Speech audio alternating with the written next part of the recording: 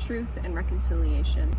Truth means listening, learning, understanding, and most importantly, believing the offerings and teachings Indigenous peoples have shared with us.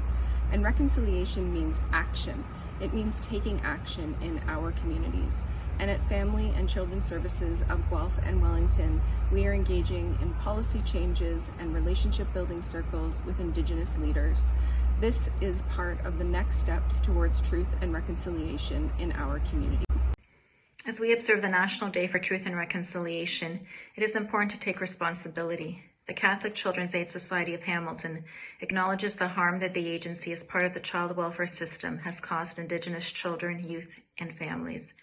I have reflected on my own past practice when working with Indigenous families, where identity was not always centered and contributed to the overrepresentation of Indigenous children in care.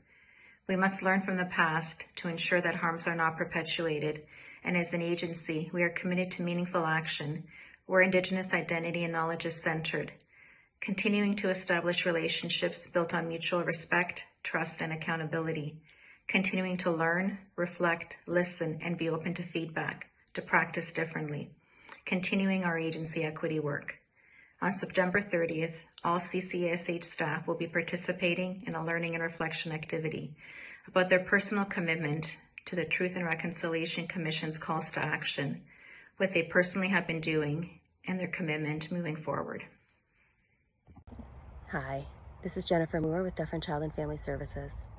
When I think about National Day of Truth and Reconciliation and what it means to me, I'm struck with gratitude for the Indigenous people in my world who have taken the time and so generously shared teachings with me that have really challenged my ways of thinking and impacted and influenced my decision making, both personally and as a leader. As a leader of an organization that serves child welfare as part of our mandate, I'm well aware of the trauma and harm that has been caused to the Indigenous people over the years, and I'm very, very committed to changing that path alongside our Indigenous partners. One of the things that we are doing at our organization to support that is we have each of our staff members, including me, develop a goal that sits in our performance evaluation that's related to the calls to action. It's our way of making sure that we're not just having conversation, but truly committed to making some change. Thanks for the opportunity in sharing it today. And I did shoot this video outside intentionally. It felt important to be connected with the earth whenever I was talking about National Day of Truth and Reconciliation. Thank you. Reconciliation is something that we're all thinking about and striving for. To me, it means listening, learning, trying better to understand and not necessarily question traditional Indigenous ways of knowing. Leading with humility, taking time to ensure that we are making demonstrable and tangible change in the lives of Indigenous children, families, and communities. We'll only be successful, I think, when those communities tell us that they agree that we've made demonstrable change. This is what we're hoping to do at our agency, at Child and Family Services of Grand Erie, and I know that others across the province are also striving for reconciliation with Indigenous people. Hi, I'm Sonia Dennis, and I'm the Executive Director here at Family and Children's Services of the Waterloo Region. When I think of the National Day for Truth and Reconciliation coming up on September 30th, what does it mean for me as a leader of the organization? It means that we have to keep understanding the truth, understanding the atrocities that child welfare has brought to the Indigenous communities and the legacy of impact it's left for children, youth, and families in our community.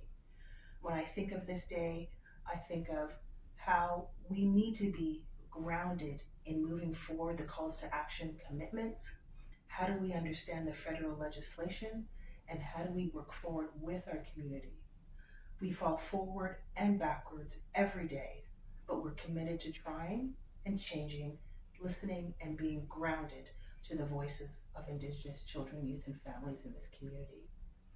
We are going to be closed on September 30th in recognition of the day, but we continue to make sure and show our staff all the different areas that they can participate, what can they do within our local community and communities across the zone Again, to be grounded in truth, understanding, and trying to make change.